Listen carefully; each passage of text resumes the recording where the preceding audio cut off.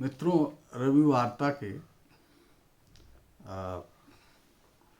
वार्ता क्रम में अर्पण कुमार जी ने जो हिंदी के शीर्षस्थ कवि आलोचक अशोक वाजपेयी के अब तक कविता के पक्ष को उद्घाटित करने के लिए जो 3 खंड 3 वार्तामालाएं जो आपके सम्मुख रखा है, कविता का एक प्रेमी, एक पाठक होने के नाते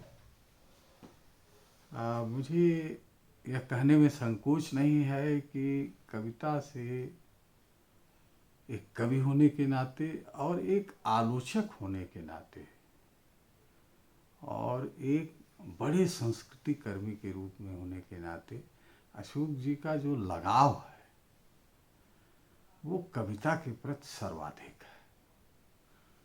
और निर्विवाद रूप से कहा जा सकता है कि कविता को लेकर उनकी जो चिंताएं हैं वो शुरू से ही आज तक बरकरार है। मतलब जब उन्होंने आज से 60 वर्ष पहले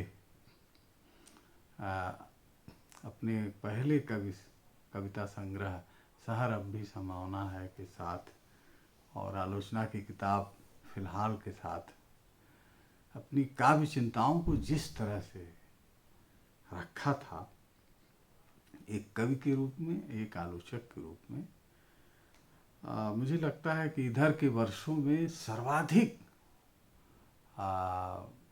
जो मूल्यवान बहस हो सकती है और जिसकी शुरुआत उन्होंने किया है वो बहुत ही महत्वपूर्ण है।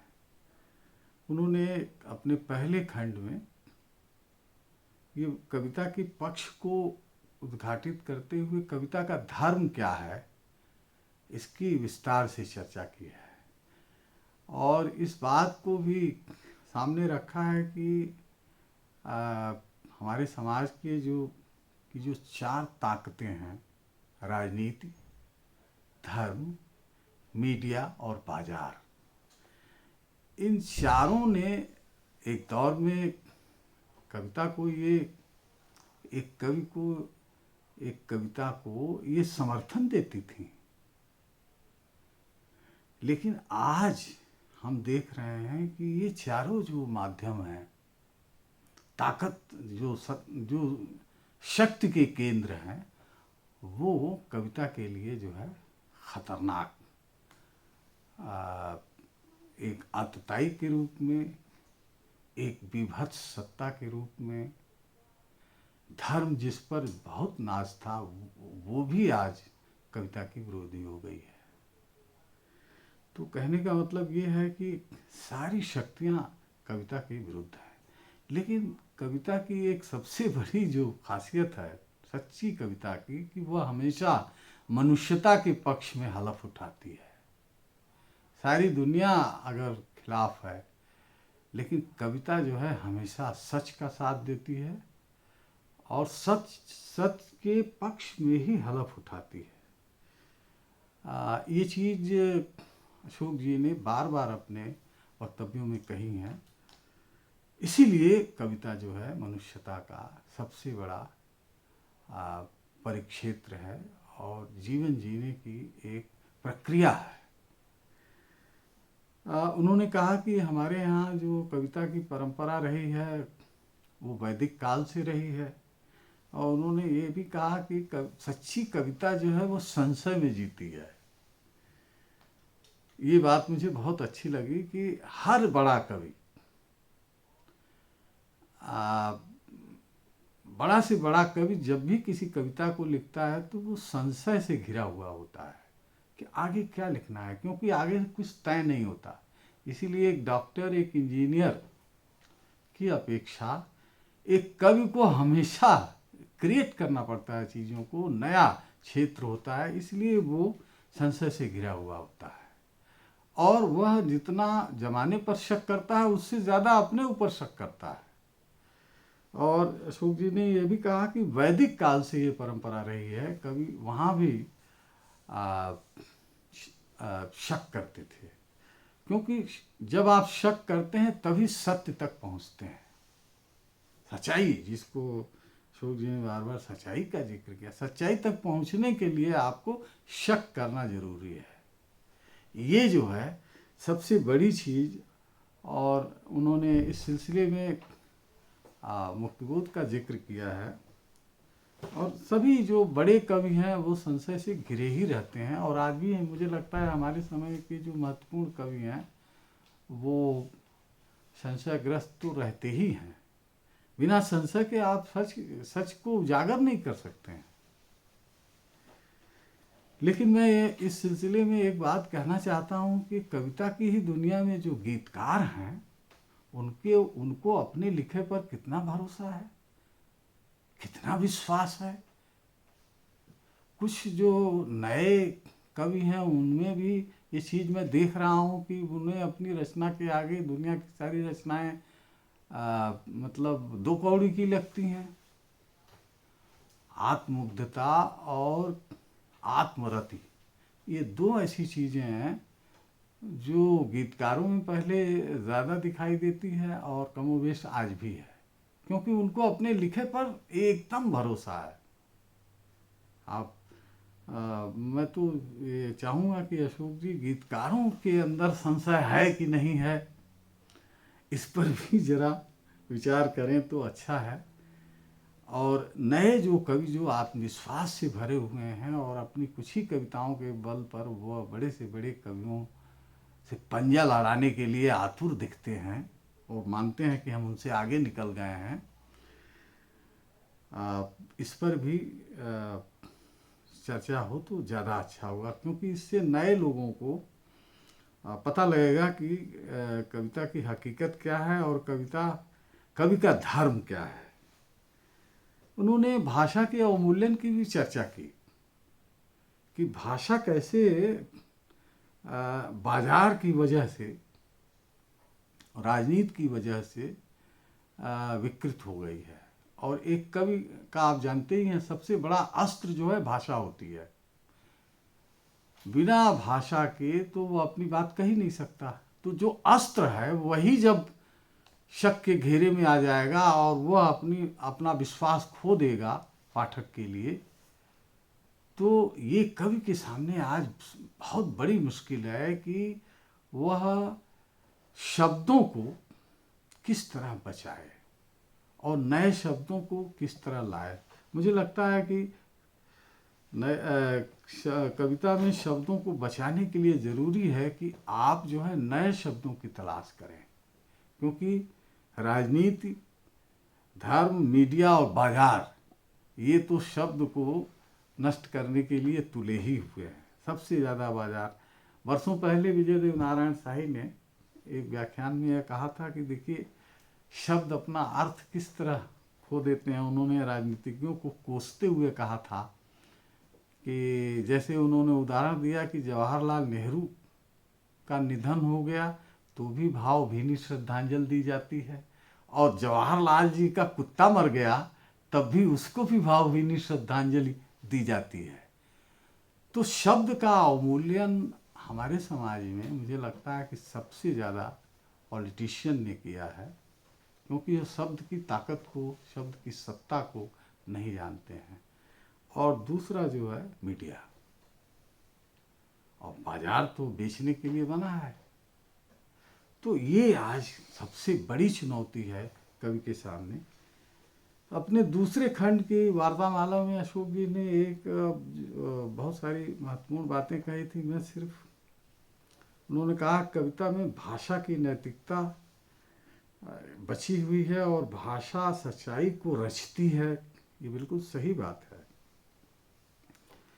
लेकिन उन्होंने एक जो दिलचस्प बात कही कि कविता में जो सच्चाई है वो हूबहू नहीं आती।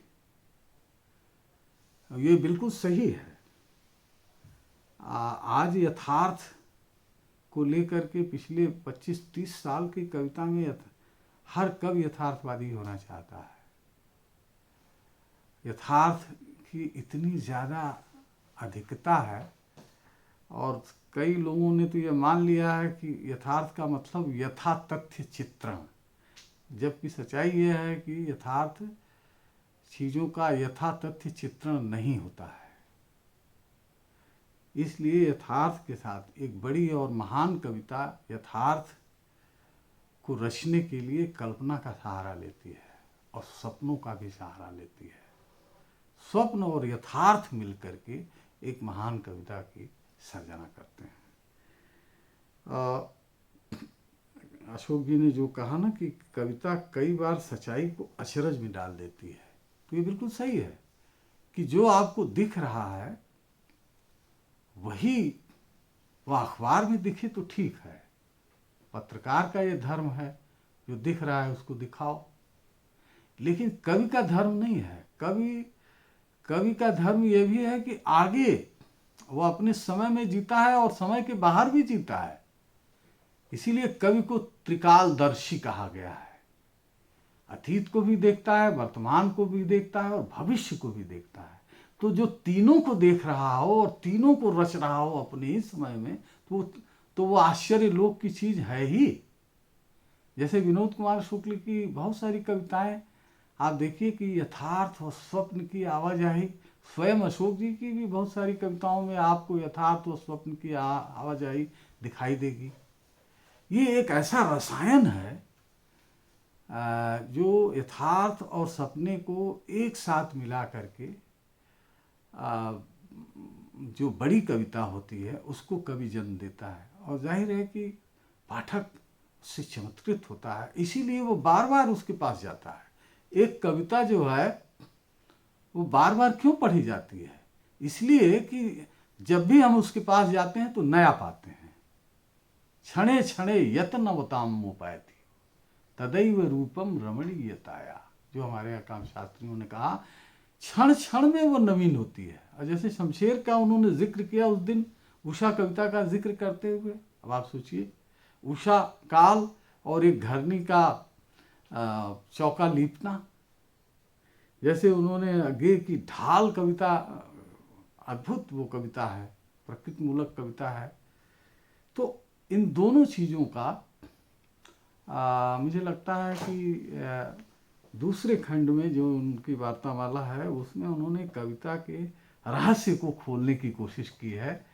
और मुझे लगता है कि आज के मतलब वो कवि जो तुरंत फुरत में चीज़ों को निपटा देना चाहते हैं, उनके लिए एक चुनौती है कि यथार्थ और स्वप्न को कविता में किस तरह पेश किया जाए। और कविता का काम तो यही है ना कि आशावाद, सब कुछ के बावजूद, सब कुछ के लुट जाने के बावजूद जीवन में आशावाद बचा रहे। तो जो कविता सिर्फ यथार्थ और यथार्थ और यथार्थ और यथातथ्य चित्रण ही दिखाने में मशगूल रहेगी, वह सपने कैसे दिखाएगी? इसलिए क्योंकि जीवन तो विराट है, संघर्षमय है। कवि का काम है आशावाद दिखाना। आशावाद कविता का सबसे जरूरी काम है, जीवन में आशावाद को उपलब्ध कराना। ये जो चीज़ इन्होंने कही अशोक जी ने, और इसकी वो जो दृष्टिपात किया, मुझे लगता है मूल्यवान है। तीसरे खंड में अशोक जी ने बड़ी दिलचस्प बात की और करीब करीब मैंने नोट किया उनको सुनते हुए कि करीब 19 कविताओं का जिक्र किया। और विषय था कि कविता में मानवीय संवेदना, कविता और मानवीय संबंधों की पड़ताल उन्होंने की। और इतना विशाल ये भूभाग है संबंधों का, हमारे जीवन में संबंधों की इतनी बड़ी दुनिया है। भारत ही एक ऐसा देश है जहाँ संयुक्त परिवार है, और कैसे ये नाभिनाल रिश्ता है, इतना अद्भुत इस देश की सबसे सारी चीज़ें खत्म हो जाएंगी, लेकिन ये जो परस्पर संबंध है जो मनुष्यता को पोषित और पल्लवित करता है। और स्त्री के इतने रूप हैं, मानवीय संबंधों की आगार तो स्त्री है, जिसका अशोक जी ने आज जिक्र किया। बच्चों पर उन्होंने नरेश जी की एक कविता से बात शुरू किया और फिर शरद बिल्लौरे, अनिल कुमार सिंह, सोमदत्त, लालटू, ज्ञानेंद्र पत, विनोद कुमार शुक्ल, अज्ञे, रमेश दत्त दुबे, और उसके बाद उन्होंने और भी कई, हरिश्चंद्र पांडे, फिर उन्होंने आलोक धनवा का भी जिक्र किया, अनामिका की कोई कविताएं उन्होंने सुनाई, फिर उन्होंने प्रेम रंजन अनिमेश की एक कविता पढ़ी, अनीता वर्मा की जिस कविता का जिक्र किया वो तो अद्भुत है। एक बलात्कार की शिकार लड़की के जीवन में जो अवसाद है और बहुत ही मार्मिक वो पक्ष है। मेरा सिर्फ ये कहना है कि मानवीय संबंधों की पड़ताल ही साहित्य का जो है, और ख़ास तौर से कविता का सबसे बड़ा मुझे लगता है कि मनुष्यता को अगर बचाना है तो, और कविता को भी बचाना है तो उसमें मानवीय संबंध तो रहेंगे ही रहेंगे। दुनिया के जितने भी महान कवि हैं उनके पास छोटी सी छोटी चीज़ों, जगहों और छोटे से छोटे आदमी और जीव जंतुओं तक का जड़ जंगम, हमारी भारतीय कविता में जड़ जंगम तक के बारे में भी हालचाल लेने की परंपरा है। ये भी मानवीयता का सबसे बड़ा वह है। प्रकृति की हालचाल लेते हैं और जो प्रकृति के परिवेश में जो रहने वाले लोग हैं, मेरा ख्याल है कि ये इस प्रसंग में तो अशोक जी ने आज कहा भी कि आगे के खंडों में हम और इस विषय पर बात करेंगे, लेकिन आज जो उन्होंने कुछ कविताओं के जो उदाहरण दिए हैं वो श्रोताओं के लिए और हमारे समय के कवियों के लिए वो समझने की, जानने की और परखने की चीज़ है कि हमारे यहाँ कविता और मनुष्यता का ही रिश्ते, कविता और मनुष्यता का जो रिश्ता है वो दरअसल संबंधों का ही रिश्ता है। मुझे यह कहना ज़रूरी लग रहा है कि अशोक जी ने सबकी तो चर्चा की, बच्चों पर सर्वाधिक, बच्चों और स्त्रियों पर सबसे ज़्यादा हमारे समय में जिस कवि ने सबसे अच्छी कविताएं लिखी हैं वो चंद्रकांत देवताले हैं। मुझे एक कविता याद आ रही है जिसमें एक लड़की, कविता का शीर्षक ही है कि वो लड़की, बेटी के घर से लौटना। वो क्या कविता है!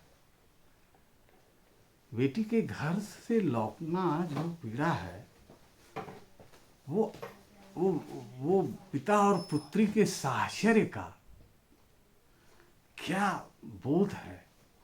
और उस जिस मानवीय संबंधों की आप बात कर रहे हैं, 20वीं सदी की सबसे महान कविता जो निराला ने लिखी है, सरोज स्मृति, बिना उसके तो बात हम शुरू ही नहीं कर सकते।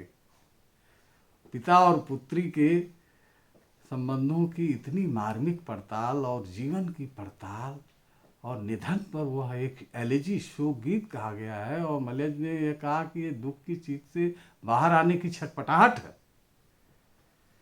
तो मैं समझता हूँ कि अशोक जी की यह जो वार्तामाला है वो बहुत ही महत्वपूर्ण है, और निश्चय ही इससे हम जैसे अल्पज्ञ लोगों का, जो कविता के प्रेमी हैं, उनको रसास्वादन तो उनको मिलेगा ही, उनके ज्ञान के जो चक्षु हैं जो नहीं खुले हुए हैं, और जो लोग जो है वो सस्ती रोमांस की कविताओं में भटक रहे हैं, उन्हें ज़िंदगी के यथार्थ से भी और सपने से भी रूबरू होना पड़ेगा। बहुत बहुत धन्यवाद। मैं चाहूँगा कि ये जो परंपरा है जो अर्पण कुमार जी ने शुरू किया है, और हमारे समय के एक मूर्धन्य कवि और आलोचक को जिस तरह से आमंत्रित किया है, और जितना समय अशोक जी दे रहे हैं, वह हम सब के लिए बहुत बड़ा उनका उपकार है। धन्यवाद।